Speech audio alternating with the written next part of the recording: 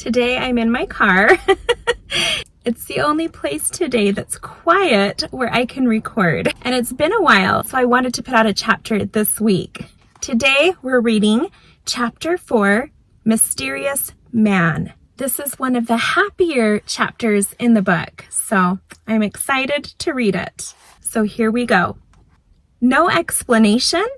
You don't just pass out without a reason. Mrs. Day stood over her daughter's hospital bed, sporting a look of concern mixed with frustration. Dennis, tell the doctor when he comes back in that there is something definitely wrong here. Better yet, just go flag someone down so we can get to the bottom of this. Mr. Day nodded at his wife and stepped out into the hall, looking to flag down the next medical personnel that passed by. This was going to be a while.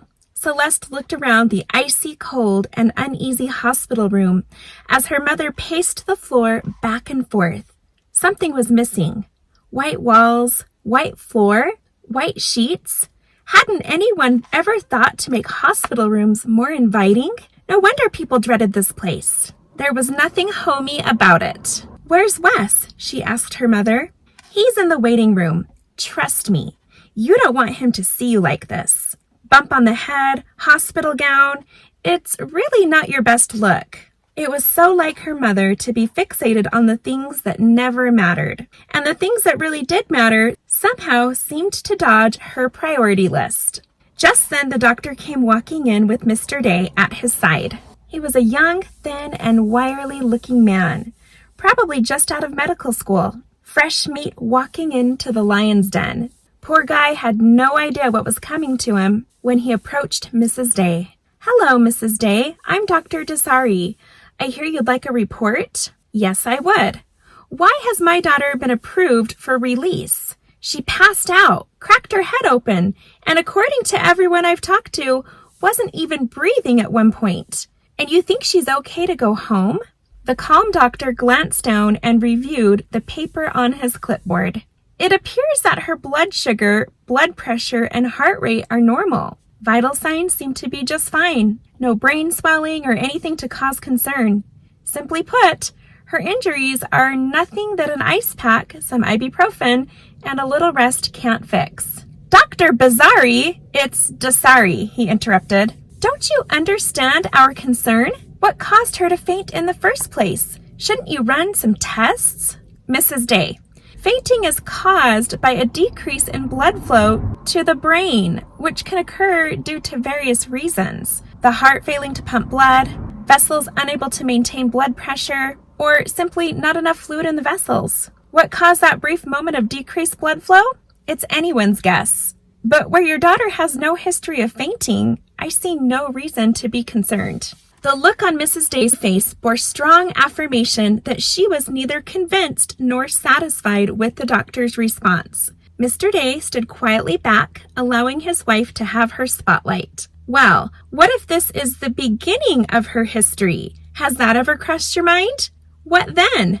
If the fainting reoccurs, simply bring her back in and we'd be happy to run some tests. Mom, don't worry. I'm sure it was just a fluke thing. Celeste sat up, hoping to prove that she felt good enough to go home. With you, nothing is ever a fluke thing. Mrs. Day turned back to the doctor to continue her probing. Celeste's mother was infamous for her snood remarks, but even more infamous for having more knowledge than any doctor or lawyer, or any profession for that matter, on the planet. No, she didn't have the proper experience or credentials to stake her claim. According to Mrs. Margaret Day, it was her life experience that gave her the authority to question decisions and to tell people how to do their jobs properly. But there came a time when enough was enough. Mom, I'll be just fine. Don't make a mountain out of an anthill, really. Mrs. Day turned to her daughter, eyes piercing, but with tears welling up. Those were the last words your brother said to me. Now, suddenly silent, Mrs. Day wandered over to the window in a reminiscing trance. She placed one hand tightly around her waist and the other on her neck. I'm sorry, I have to go see another patient. Do you have any questions before I leave? Mr. Day cleared his throat, trying his best to hide all emotions. We have an event on Tuesday, and I was just wondering if she'd be okay to attend. That's entirely up to her, Mr. Day. I'd recommend bed rest until her headache has cleared. These things can sometimes take a few days, and overdoing it can cause the pain to start up again. Please call if you have any more questions. Dr. Desari smiled at Celeste and then hurried out the door and down the hall. Just then, there was a knock on the door. He seemed to have read her mind. She wanted some fresh air and to get away from this place. It was as though she wanted to be alone, but not completely. "Come in," Mr. Day shouted as he walked over to comfort his wife. In walked a very tired and relieved-looking Wes. Why didn't he just go home and call it a night? "I heard you're okay to go?" "That's what they said," Celeste responded as she set the ice pack down and rubbed her fingers over the hard bump on the side of her head. Wes sat down at the foot of her bed. "I'm sorry about the way the night went. You were supposed to have a good time, not end up here. It wasn't your fault. I ran a 5K, skipped lunch, and didn't eat dinner until after 9 o'clock. Then the lights, loud music, crowd. It was probably just a combination of everything." Celeste looked at the clock. It was 2:30 a.m. "Why are you still here? You should go home and get some shut-eye before you pass out." "I will if you promise me one thing." "What's that?" "When I pick you up Tuesday night, please make sure you've had some lunch." Celeste smiled as she threw a pillow directly at Wes's head. "You can be glad that was a pillow. I'll say, something tells me you wouldn't mind seeing me in a hospital bed right now."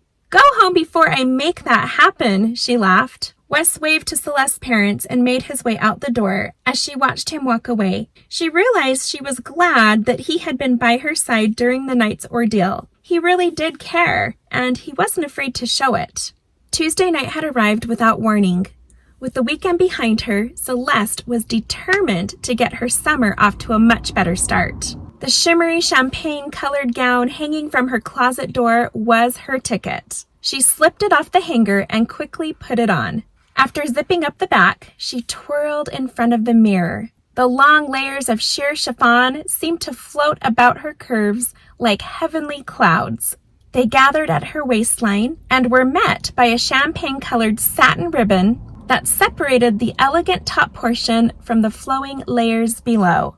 With her hair pulled back in a vintage-like updo, Celeste admired her reflection. Her earrings, how they glittered, and the nude lip gloss was just enough to pull off the less is more look she had read about in Cosmo. She lifted up her phone and snapped a picture. Gia wasn't going to believe her without some evidence. As she sent off the text, she smiled again at the mirror. Nothing could lift a girl's spirits better than a brand new dress. Well, besides chocolate, and there would be plenty of that where she was going tonight. "Come on, Celeste," her father yelled from the bottom of the stairs. "Don't keep the driver waiting." Tonight was a big deal for Mr. Day. It was his moment to shine. He had hired a limo to escort them to the gala, and it was Mrs. Day's idea to model the event after a movie premiere. She had hired her own paparazzi to line the entrance and snap photos of the guests. It was complete with red carpet, red velvet ropes, spotlight, and a backdrop decked out in the catering restaurant's names and logos. It was going to be epic. "Coming!" Celeste fastened on her charm bracelet and ran down the stairs. Tonight, something wonderful was going to happen. She didn't know what, but she could feel it in the air. For once, her sixth sense was preparing her for something good, and it was well overdue. "Wow, you look stunning." Wes was waiting by the front door. He reached out for her hand and guided her down the steps. "Thanks, Wes. Speaking of wow, I think this is the first time I've ever seen you in a tux." "Well, when your mom said red carpet event, I knew the suit and tie wouldn't cut it." "Right you were as always," Mr. Day cut in. "Now put a little hustle in it, you two, before they start the event without us." The happy foursome entered the limo. Mrs. Day in her long red gown and matching jacket, and Mr. Day in his tailored tuxedo. The couple looked almost presidential. In 20 minutes' time, they arrived at the event. As the limo pulled up to the red carpet, the light show of cameras flashing had begun. Celeste held on to Wes as they exited the car. The sun was hovering just over the hills in the distance, making for one spectacular color display of pink and orange. The air was warm and filled with the fragrant aromas of baked breads and grilled steak. A happy feeling lingered in her heart. Just ahead, there were several couples getting their photos snapped in front of the restaurant backdrop. There was a crowd of spectators gathered off to the side, wondering what was going on. The parking lot was full, and it seemed that there was more than her parents' usual circle of social elites in attendance. "Mom, who did you invite to this? The president?" Mrs. Day laughed as she posed for the cameras. "Your father and I opened this event up to the public, and it was heavily advertised. You never know who might show up." Mr. Day took his wife by the arm and guided her away from the flashing cameras and back towards the entrance to the event center. "Actually, there's a business conference going on downtown all week, so we raffled about 100 tickets there yesterday. I wasn't going to chance having empty tables at my event." "Well, Dad, let's hope they like the food." As the group made their way inside the building, Celeste and Wes made their way over to the reserved table. Mr. and Mrs. Day had some meeting and greeting to do, and Celeste didn't want to miss the first round of appetizers. Shrimp pot stickers and ginger sauce? A young man in a white shirt and black vest carrying a tray set down a silver platter between the two and removed the lid. The steam lifted and revealed a circle of elegantly arranged dumplings with a small bowl of dark brown dipping sauce in the center. "Thank you," Celeste replied as she placed a napkin on her lap and began to feast. A small orchestra on the stage began to play symphonic versions of the current Top 40 music. Strings of white lights were draped from the ceiling, entwined in long strands of salmon-colored sheer fabric. Tall bouquets of yellow, red, and peach-colored roses centered on white linen tablecloths graced the round tables from wall to wall. The lights were dim, and a large water fountain stood on grand display in the center of the room. "So, how many of these do you usually go to in a year?" Wes asked while reaching for his fourth pot sticker. "This is the first one in, years." Celeste looked over at her parents, who were surrounded by the masses. It would be a while before they would make it over. "You mean you don't take advantage of all this?" "If by all this you mean snooty people, worthless gossip, and superficial conversations, then no. I don't know. The food, atmosphere, look around. I could totally get used to this." "Well then, talk to my parents. I'm sure they could get you on their monthly VIP list. If you promise to be my date each time, I might just have to take you up on that." Celeste smiled as she contemplated the thought. Sandwich skewers, a young woman in serving attire, leaned in and set a platter of colorful skewers on the table. There were a variety of mini sandwiches with dipping sauces. Mini meatballs with marinara. Wes reached for a couple of skewers and popped them in his mouth. Lips pressed, he pulled out the sticks. They seemed to slide down his throat without any chewing required. "Careful! I don't want to find out how well I know the Heimlich maneuver." "No worries, Celeste. I got this." Wes smiled as he reached for round 2. He seemed to light up each time he laid his eyes on the food. Maybe if she were a giant brisket, he would look at her the same. "So, what are your plans this summer?" "Oh, I think the plan is to complete treatment so I can get back to my real plans, which are moving out of my parents' house, completing my internship, finishing school, and proving to the world I'm not crazy." "What's there to prove? I think you have all your marbles." "Thanks, that's nice of you. But if you knew everything, you might change your mind about me." "You might change your mind about me. All right, tell me something. Something recent that you think would make me change my mind." Was he serious? This wasn't the time or the place. "Come on, Celeste. There's no one else at this table, just you and me." Sure, she could tell him all about the dark shadows that haunted her, the things she saw in her dreams at night, the premonitions that always came true, and the voices she heard in her mind. And he would just sit there and smile? No way. What about something he might understand? Could he understand? Maybe something they could possibly connect on. Of course! Adam! Okay. Something happened to me last Saturday when I was with Gia. I haven't mentioned it to anyone, so please don't say a word. Wes leaned forward, eyes fixed on hers.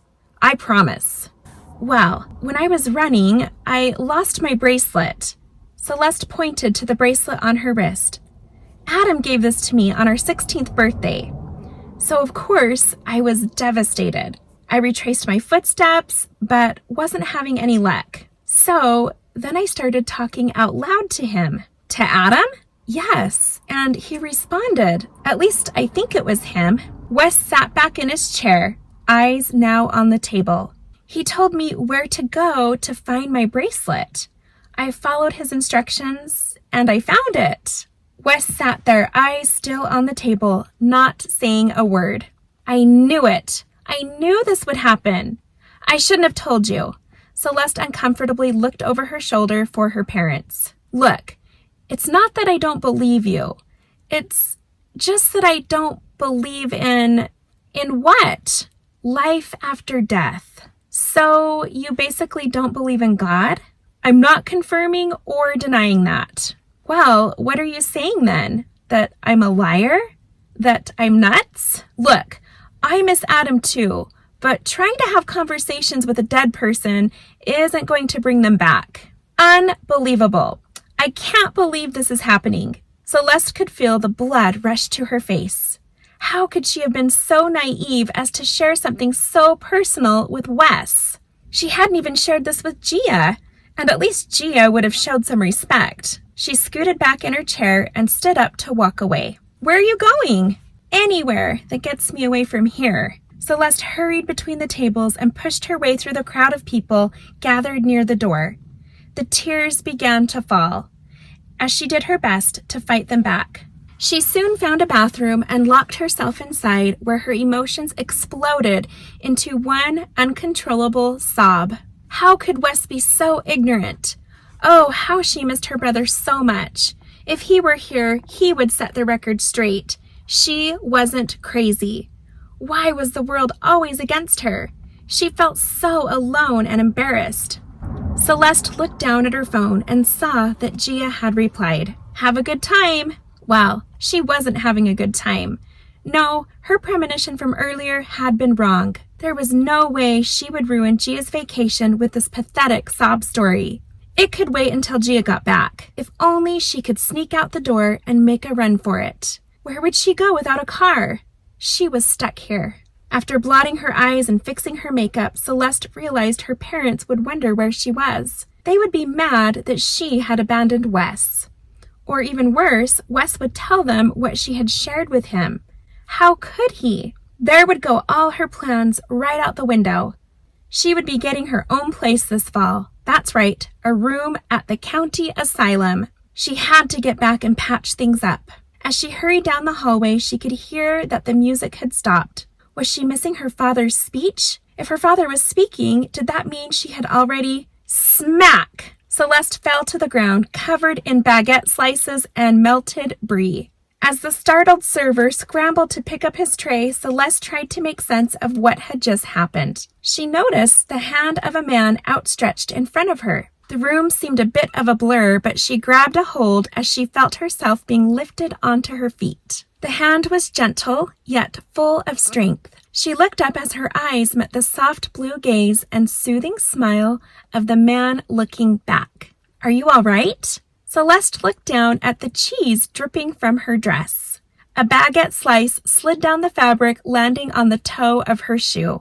Suddenly, she felt herself begin to laugh. "I guess I could pass for tonight's entertainment," she replied as she reached for a napkin.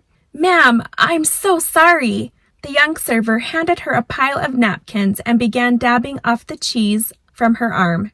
"Don't be sorry. I'm the one that was in a hurry. It was my fault." "Let me escort you to the bathroom," the server replied. "No need. I'll take her." The kind man intervened.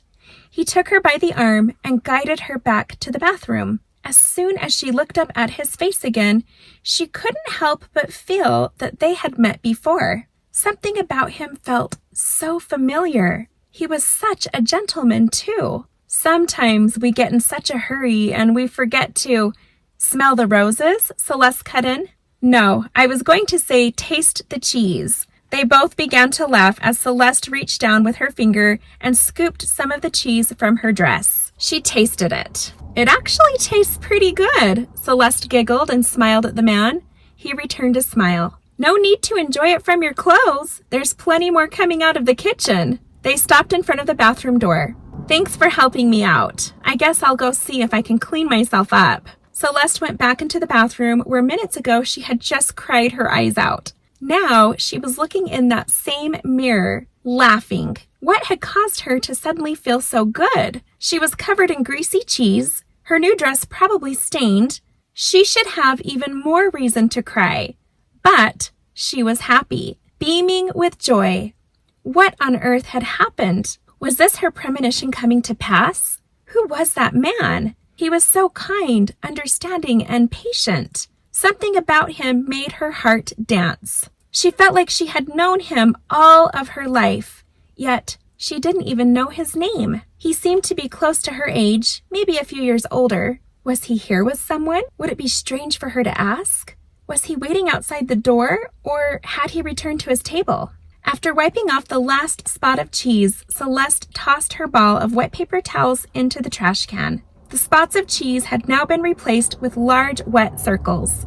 She couldn't return to her table and be seen by all of these people, especially looking like this. Her dress would need to air dry. Her dress would need to air dry. As she swung open the door, her heart skipped a beat as she again met the eyes of the kind man, still standing there in that black suit, white shirt, and black tie, smiling at her. "You clean up quick," he said. "I think I need to step outside and let this dress air dry. I know a place around the back where you can sit without being disturbed." "Will you show me?" she asked. "Right this way." He extended his elbow, and without hesitation, she placed her arm through his as he pulled her along towards the back of the building. Once outside, she felt so free. The air smelled so clean and warm. The sun had set, leaving a canvas of pink and purple smears in the heavens. The stars glittered against the almost night sky. It was breathtaking. "Beautiful, isn't it?" "Yes, it is," Celeste replied. "It reminds me of a painting. God is quite the artist, always giving us something to enjoy. And the best part is, no two paintings are ever alike. They are all originals." The mentioning of God stirred some raw emotions in Celeste's heart. She looked down at her hands. "How do you know it's God's work?" she asked, trying to avoid eye contact. "He leaves his signature everywhere. It's hard to miss." "How so?" "Just look around. The smile from a stranger, the kind act of a friend. And if you look carefully, you can even see it within yourself." Celeste laughed. Whether he was right or just plain full of it, he seemed to know exactly what to say to take her mind off of her troubles. She wanted to believe every word of it. "You know, I don't even know your name," she said, hoping he would shed a little light on his identity. "Ezra," he replied. "Nice to meet you, Ezra. I'm Celeste." She reached out her hand for a formal greeting. As he locked his hand into hers and completed the handshake, something incredible happened. A flood of blissful emotions struck her from head to toe. Her mind flashed back to the night of her accident. The stranger she picked up on the side of the road, he looked so much like Ezra. Was it him? "You look like someone I've met before. Are you from around here?" "I'm actually a long way from home, traveling on business. I just got assigned to a project that has brought me to Pleasant Oaks, and I think I'll be here for a little while." "Who do you work for?" "Well, I wish I could say, but right now that's confidential." "Oh, like the FBI or Secret Service?" "I completely understand. Sorry to pry." "No need to apologize. My job is the best. I would talk about it all day with you if I could. I will tell you that I trained for years to be in the position that I'm in, and I'm still working my way up." "Can I ask where you're from?" Ezra seemed to light up at her question, as if he was waiting for her to ask. Then he hesitated. "Well, I will tell you that I've moved around so much that there really is no place in the world I can call home. You name it, I'm sure I've lived there. But they say home is where the heart is." Celeste thought that was an odd response, but then she remembered having a friend once whose father was in the military. Her friend had lived all over the world. During the short time Celeste knew her, she couldn't identify any one place as home. Well, enough about me. About 20 minutes ago, you were in quite the hurry to get somewhere. Do you need to get back? Oh, yes, she had forgotten all about that. Ezra had been such a sweet distraction to her recent troubles. Something about the way he spoke to her made her forget all of the bad. She didn't want to be reminded about her conversation earlier, or even think about going back to face Wes. Oh, I'll make it back eventually. Trust me, I'm not missing out on much. Did you come with someone? Yes, I came with a friend. My parents are actually over this event. My dad is the CEO of Centus Enterprises, a big company that manages several restaurant chains. He provided the catering tonight because he wanted feedback on some of the new menus. Well, tell him the brie was amazing. Celeste laughed. She looked down and saw that her dress was nearly dry. All right, I will. In fact, I probably should be getting back, or they might send a search party after me. Are you coming? I don't see any reason not to. Ezra escorted Celeste back to the event. Her entire mood had lifted, and she felt as though she had been wandering around in a very pleasant dream. This couldn't be a dream, though, because she felt as alive as ever. Her heart was beating loudly, and she felt like a giddy little schoolgirl experiencing a crush for the very first time. All she knew was that she couldn't stop smiling. As they parted ways at the door, Celeste hoped that she might see Ezra again. She turned her head to give him one last smile, but he was gone. He had already disappeared into the sea of suits and ties that were blocking the entrance. If only she could have seen the direction he went. She felt as though there was something she was supposed to tell him, and it was tugging at her mind. They had so much more to talk about. Why did she feel the need to get back so soon? And why wasn't she mad at Wes anymore? It was such a strange day. As she made her way back to the table, Wes stood up immediately to greet her. Hey, look, I'm so sorry about what happened. I know I can be the biggest jerk sometimes, but I promise I don't try to be that way. No, it's okay. I shouldn't expect you to believe the things I tell you. I know they are hard to hear, and I don't make a lot of sense right now. Are you okay? Yes, actually, I am okay. Celeste smiled as her eyes scanned the room, hoping to catch a glimpse of Ezra. She never did ask him if he was here with someone. Maybe that's why he disappeared so quickly. So, do you want to dance? Celeste looked back at Wes. Dance? Right now? With him? Her mind was clearly in another place. I promise I'll be nice. Okay, maybe one song, but that's it. She stood up and followed Wes to the center of the room. There were quite a few couples doing the same. Did I miss my dad's speech? Yes, but he doesn't know that. Your parents haven't even had a chance to sit down yet. She lifted her arms around his neck, and he placed his hands against her back. As they slowly turned in circles on the black carpeted floor, Celeste kept an eye out for any sign of Ezra. She thought about their encounter earlier and how it all seemed so familiar. He looked so much like the stranger she picked up on the night of her accident. The same light brown hair, smooth ocean eyes, and cheerful personality. But that was over 6 months ago. He clearly had just arrived here. Probably something to do with the business conference. She thought about those clear blue eyes and the calm in his smile. It was like the still calm after a terrible storm, offering sweet peace and relief. Their conversation was set on repeat in her mind. Celeste played it over and over again, enjoying every second. For the rest of the evening, she remained out of tune with everyone around her. Because she couldn't stop smiling, no one seemed to question her behavior. Her parents were happy to see her so radiant, and Wes was quick to take the credit for her amazing transformation. That boy is the best thing that will happen to her, Mrs. Day whispered to her husband while walking up the stairs to their bedroom. She's lucky that he's interested, Mr. Day replied. Wes had gone home, and Celeste was lying on her bed, still replaying the night in her head. She didn't want to change out of her dress. That would mean the night was officially over.